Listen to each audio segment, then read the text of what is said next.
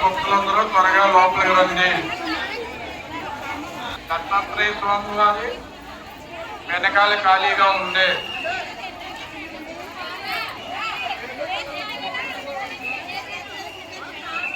అమ్మా queue line లో ఉన్న భక్తులందరూ త్వరగా లోపలికి రండి. దత్త బృందానం దగ్గర ఖాళీగా ఉంది. కోరుతున్నాం.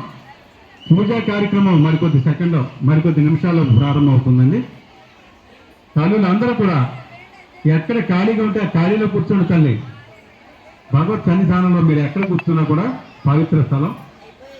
ప్రతి ఒక్కరు కూడా మనసులో అమ్మవారిని ధ్యానించండి.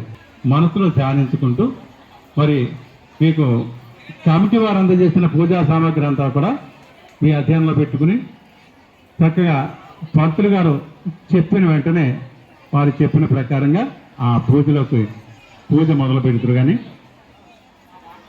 కోరుతున్నా తల్లి, ప్రతి తల్లి కూడా నిశ్శబ్దంగా ఉండాలమ్మా. అమ్మ నిశ్శబ్దంగా ఉండాలి. భగవత్ సన్నిధానానికి వచ్చాం. పూజా కార్యక్రమం ఎంత ప్రశాంతంగా ఉండాలి తల్లి.